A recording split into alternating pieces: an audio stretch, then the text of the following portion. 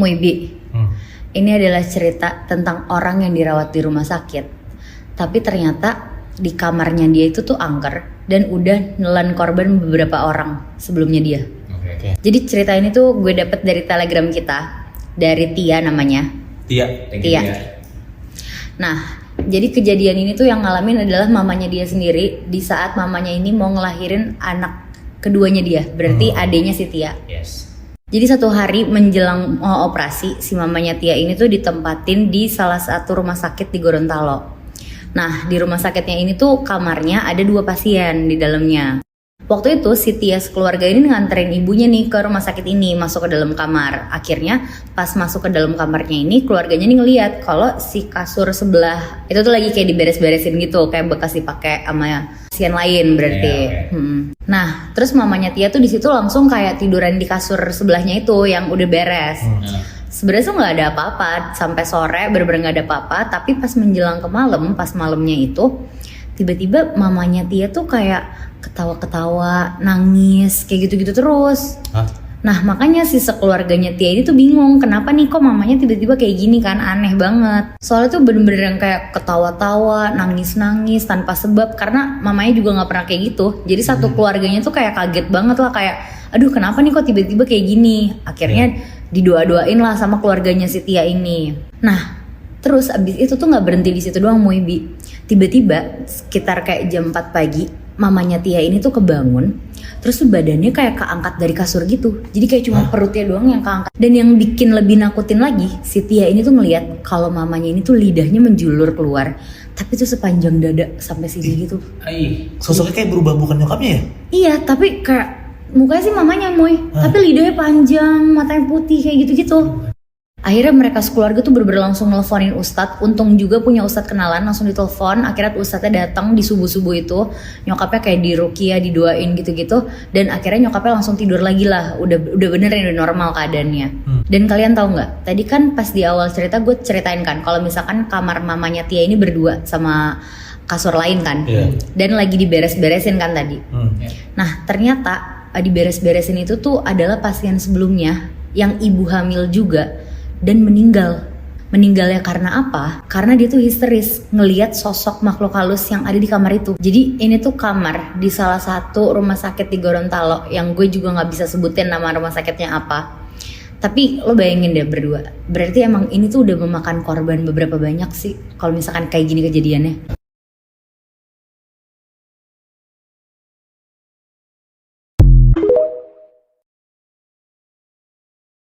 Akhirnya di situ Ustadznya kayak ngebukain mata batinnya orang tua si anak sakti ini.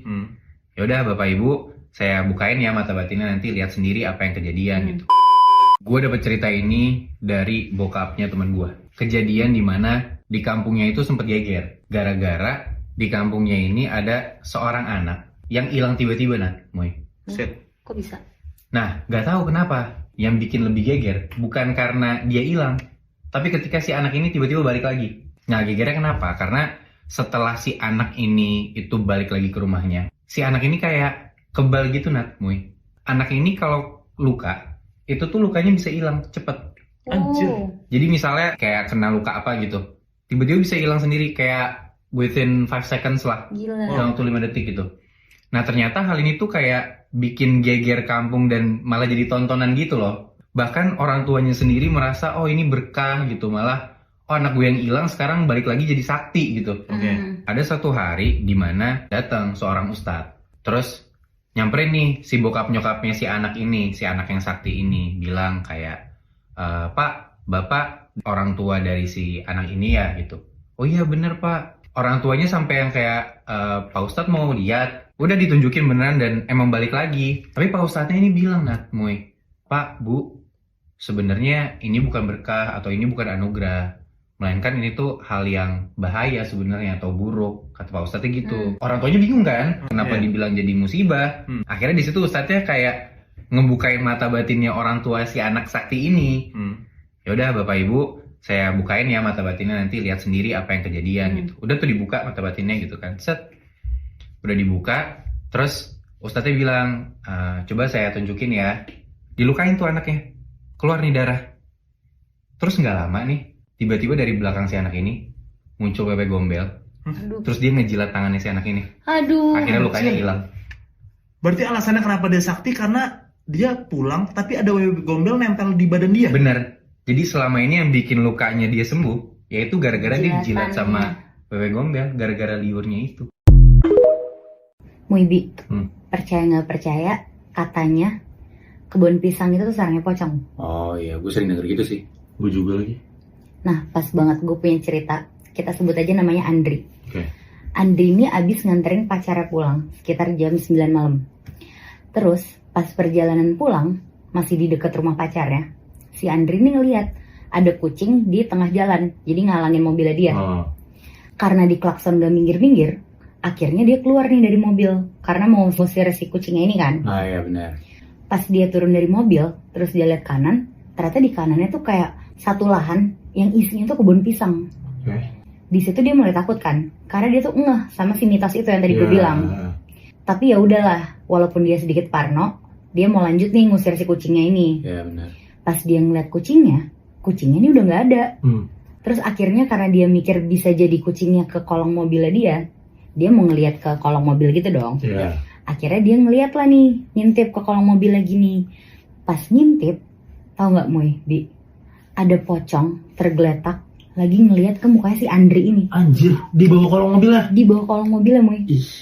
Akhirnya tuh langsung tuh si Andri langsung masuk mobil, dia nutup pintu, tancap gas ke rumah. Dia ketok-ketok rumahnya, tok-tok-tok gitu. Akhirnya ibunya bukain. Pas dibukain pintu sama ibunya, dia nggak salim, dia nggak apa, langsung buru-buru masuk ke kamar. Dia ngumpet di balik selimut, kayak ngeringkuk gitu. Ketakutan banget ya. Ketakutan banget, Moy. Terus nggak lama, ibunya nih masuk ke dalam kamar. Terus pas masuk ke dalam kamar, ibunya tiduran di sebelah Andri sambil ngelus-ngelus kepalanya. Terus si ibunya Andri ini bisikin ke Andri, bilang, "Mas, abis ini kamu mandi, terus ibadah ya. Soalnya tadi ibu lihat kamu masuk bareng pocong." Anjir. Berarti si Andre diikutin pocong Iya, Moy. dan ibunya ngeliat juga. Lihat. Anjir gue. Aduh gue. Kayaknya ada ngetok deh. Ntar ya. Iya. Nah, gue nggak nyangka banget kalau misalnya di posisi jadi Andri gitu loh. Iya. Soalnya lo bayangin aja, Moy, kayak si Andri diikutin pocong, ibunya notice, dibacain ayat kursi. Gila kalau di posisi sendiri jadi Andri gue. Ada paket buat kita. Dari? Gak tahu pengirimnya tanpa nama. Coba cek deh.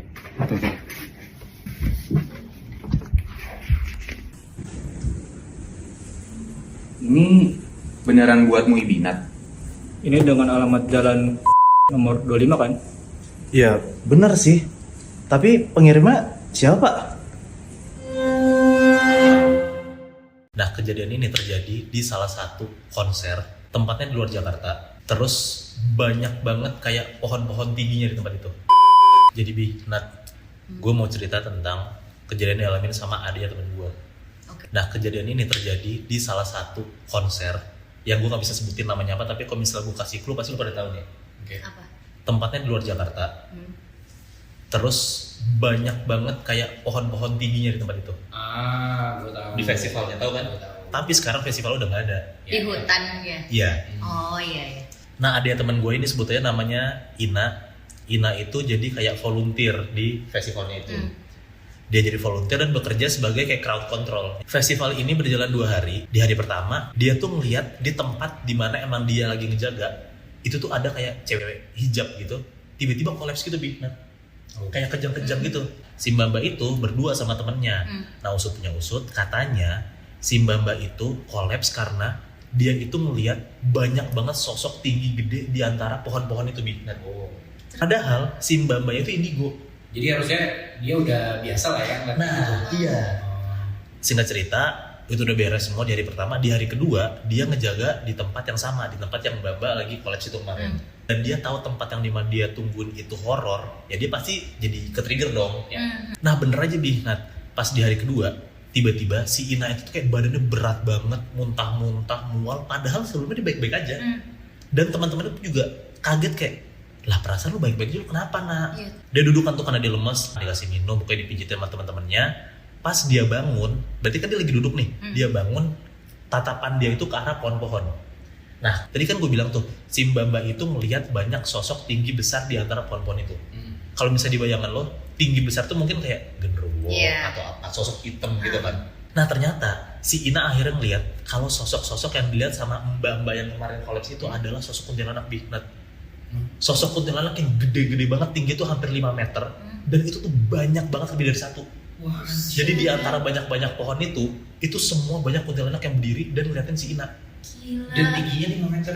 Tingginya 5 meter. Ya Allah. Jadi kayak lo bayangin sekuat apa kekuatannya si kuntilanak itu, karena sampai orang indigo aja sampai kolaps. Iya. Gimana orang biasa kan? Iya. Muibi, katanya tuh salah satu tanda di sekitar kita kalau misalkan ada makhluk halus itu ketika lo tuh ngerasa diliatin dari satu sisi, tapi ketika lo ngelihat ke sisi itu udah nggak ada siapa-siapa. Gue ngerti lagi rasanya. Iya. kan? Nah itu tuh percaya nggak percaya baru dialamin sama kakak sepupunya temen gue. Kakak sepupunya temen gue ini kita sebut aja namanya Kalidia. Kalidia ini tuh baru abis ikut bisnis trip sama suaminya ke Bali. Mereka ditempatin di satu private villa gitu di Bali. Sedangkan si suaminya ini tuh meeting, ketemu partner bisnisnya gitu-gitu. Tapi si Kalidia ini tuh milih untuk ngabisin waktunya tuh di villa. Nah, ada satu malam, sekitar jam 7-an lah, belum malam-malam banget. Si Kalidia ini tuh lagi nungguin suaminya meeting keluar. Tapi dia tuh mutusin untuk berenang akhirnya. Nah, ada satu momen di mana si Kalidia ini tuh ngerasa kalau pas dia lagi nyemplungin mukanya ke air, kayak lagi berenang gitu, ada yang ngeliatin dia tuh dari pojok gitu. Nah, tapi si Kalidia tuh mencoba buat ngeliat ke arah yang dia diliatin itu, nggak ada siapa-siapa, Bi. Ya kayak yang tadi lo bilang ya. Iya. Akhirnya kalian tahu nggak? Ada satu momen di mana Kalidia tuh udah tahu siapa yang ngeliatin dia. Jadi dia tuh kayak berenang, dia masukin kepalanya ke dalam air, terus dia ngeliat keluar lagi. Nah pas dia keluar dari air, dia tuh ngeliat jelas banget Bi. Ada anak kecil jongkok di pojokan. Anak kecil tuh botak sambil melet ke dia. Tuyul. Kayak tuyul gitu Mui. Anjing. Cir. Dia bener-bener langsung selesai, langsung nyamperin suaminya. Tapi pas dia udah samperin suaminya, dia tuh gak cerita apa-apa ke suaminya. Malam harinya pas abis nyamperin suaminya, mereka berdua kayak pillow talk gitu lah. Nah abis itu posisi yang di kiri itu tuh si Kalidia. Nah yang di kanannya ini tuh si suaminya. Jadi setiap ngobrol sama Kalidia tuh si suaminya ngelihat ke arah kiri gitu kan. Nah ada sesekali di mana si suaminya ini tuh kalau lagi ngobrol ngeliatnya ke arah kanan terus. Pokoknya kayak ada beberapa kali nengok ngobrol ke Kalidia terus ngeliat ke kanan. Ngobrol liat ke kanan. Oh ini berarti kayak agak-agak buang muka gitu ya? Iya. Terus si Kalidianya nyadar lah di situ. Terus dia ngomong, ngapain sih ngeliat-liat ke arah sana mulu? Emang ada apa sih di atas lemari? Jadi posisinya tuh ada lemari tuh di situ. Oke. Terus si suami ini ngomong, iya aku ngerasa di atas itu tuh kayak ada yang ngeliatin dari tadi. Nah ini kan momennya persis sama kayak apa yang dia rasain di kolam renang itu kan, yang akhirnya dia ngeliat tuyul itu kan. Akhirnya setelah itu mereka berdua tidur lah. Si suaminya tidurnya pules banget, sedangkan gantian si Kalidia nggak bisa tidur. Karena apa? Karena si Kalidia tuh ngerasa dia tuh diliatin. Akhirnya dia ngeliat lah ke atas lemari Muibi. Dan bener aja, si tuyul itu ada lagi di sana. Lagi jongkok, melet sambil ngeliatin si Kalidia itu. Tapi Muibi gak berhenti sampai situ doang. Anjing belum? Belum. Si tuyul ini dari atas lemari loncat ke badannya Kalidia. Anjir. Bener-bener loncat ke badannya. Terus habis itu Kalidia langsung teriak-teriak lah histeris dan langsung minta pulang ke Jakarta di detik itu juga. Oh shit. Nat, gue mau cerita satu kejadian mistis yang menurut gue ini yang paling sedih sih gue denger ya. Jadi ada satu cerita yang gue dapet dari DM gue. Sebut aja nama ceweknya ini Yulia. Yulia tuh nge-DM gue kalau misalnya 1 bulan lalu dia tuh habis meninggal sama nyokapnya. Akhirnya dia tuh tinggal di rumah bertiga doang, dia, bokapnya, sama adiknya. Nah satu hal yang bener-bener Yulia ini gak bisa lupain dari nyokapnya adalah kebiasaan nyokapnya tuh yang selalu ngelakuin kegiatan pas jam 3:30 pagi. Jadi 3:30 pagi tuh setelah si nyokapnya ini sholat tahajud. Nah 3:30 ini nyokapnya tuh selalu kayak bersih-bersih rumah, masak, segala macem gitu. Itu udah nyokapnya tuh lagi berkegiatan. Ada satu momen, itu tuh 1 minggu lalu. Ini nyokapnya udah meninggal ya.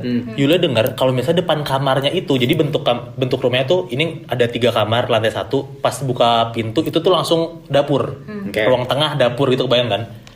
Jam 3:30 pagi, Yulia tuh denger Nat, ada kayak suara kelontang-kelontang gitu. Nah bukannya takut, Yulia tuh jadi kayak ngerasa aduh gue kangen banget sama nyokap gue.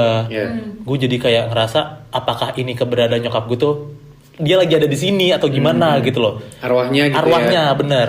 Pas dia buka kamar, dia ngeliat depan, lihat dapur, ternyata nggak ada siapa-siapa, kosong. Nah kejadian itu terjadi nggak cuma di hari itu doang. Kebesokan harinya, pas ini kan gue bilang tadi, ini kamar Yulia, sebelah kamar Yulia tuh kamar adiknya kan. Yulia nggak bisa tidur Bi. Nah 3:30 dia masih main HP segala macam. Tiba-tiba dia tuh denger lagi ada suara kayak kelontang-kelontang, ada suara kayak keran hidup gitu. Dia tiba-tiba dia denger pintu adik tuh buka. Oh, pintu kamar adiknya. Pintu kamar adiknya kebuka, kan Yulia di kamar kan, dia denger lah. Adiknya ngomong kayak, "Mah, I love you, Mah." Pas banget pas si adiknya bilang I love you, Mah, itu suara kelontangan tuh berhenti. Karena Yulia kangen banget sama nyokapnya dan dia penasaran kayak apakah adiknya itu beneran ngelihat nyokapnya atau enggak. Akhirnya Yulia buka kamar. Pas Yulia buka kamar, Yulia tuh lihat adiknya tuh lagi duduk di depan kayak keran buat nyuci itu loh, di dapur. Terus adik tuh diemnya duduk gini, duduk aja ngebelakangin Yulia. Disamperin lah sama Yulia kan kayak, "Dek, kenapa? Adik ngeliat apa?" Adik cuman bilang kayak, "Adik cuman pengen ngebantuin mama beres-beres." Aduh, sedih sih hitungannya ya jadinya ya. Asli, pas banget gue baca DM-nya Yulia, bukannya gue takut, tapi gue juga malah ikut kasihan gitu, ikut sedih gitu Iya, loh. benar. Muibi, zaman kita sekolah dulu tuh ada kegiatan yang namanya jurit malam kan. Iya, benar. Nah biasanya nih banyak nih kejadian-kejadian horor di saat jurit malam itu. Ya gue sering denger sih Bi ya. Nah ada satu kejadian sama orang namanya nih Dina. Oke. Ini tuh kejadiannya sekitar tahun 2011. Dia tuh harus jurit malam karena dia tuh baru ikut ekskul gitu di daerah Cilodong, Depok. Oke. Itu tuh tempatnya tuh kayak tempat-tempat militer gitu. Jadi kayak banyak pohonnya, kayak ada hutan gitu-gitu loh. Gue pernah LDKS di situ juga lagi Oh serem. ya. Nah, terus anak-anak di situ tuh dibagi jadi satu grup. Dalam satu grup ini isinya 5 orang. Dan mereka nih abis dibagi-bagi, mereka akan kayak ngedatengin satu persatu pos. Kayak untuk di tes mental gitulah katanya. Oh iya, paham. Jadi di tes mental di pos pertama ini tuh mereka tuh harus berdiri berdekatan sambil masuk kayak ke dalam lingkaran kecil gitu. Oke. Nah, terus pas mereka masuk semua di dalam lingkaran kecil itu, mereka tuh nyanyi lagu syukur. Dari yakinku teguh. Bener, itu. Terus pas mereka lagi nyanyi lagu itu, tiba-tiba tuh 2 seniornya tuh masuk ke dalam situ sambil pakai kostum pocong. Anjir. Jadi tuh kayak muterin lingkarannya dia gitu loh, sambil loncat-loncat pocong. Iya, Si iya. senior-seniornya ini. Iseng kan ini kan? Iseng karena untuk ngetes mental kan niatnya. Iya. Nah akhirnya udah nih, satu persatu semuanya kelompok udah pada sampai ke pos terakhir. Tinggal si kelompoknya si Dina ini. Oke. Dia gak nyampe-nyampe satu kelompoknya ini, si 5 orang ini. Akhirnya semua panitianya ini tuh kayak panik dong. Lah kok dia gak nyampe-nyampe padahal udah waktunya nyampe. Sampai akhirnya dicarilah sama senior-seniornya ini. Terus akhirnya tuh mereka ketemu. Tapi lo berdua tahu gak? Mereka ketemu di pos pertama itu lagi loncat-loncat kayak pocong. Bertujuh. Jadi mereka berlima sama 2 seniornya yang jadi pocong ini. Iya. Loncat-loncat kayak pocong sambil matanya tuh kosong dan mukanya pucat. Anjing, dia kesurupan. Iya, jadi kayak kesurupan pocong gitu Moibi. Fuck. Ibaratnya kualat gak sih? Jadi kayak kesurupan pocong. Iya, bener. yang awalnya iseng si 2 senior itu akhirnya yang kena jadi 5 orang Dina dan teman-temannya itu Iya kan. benar-benar. Anjir, lagi mancing banget di Cilodong, serem banget loh.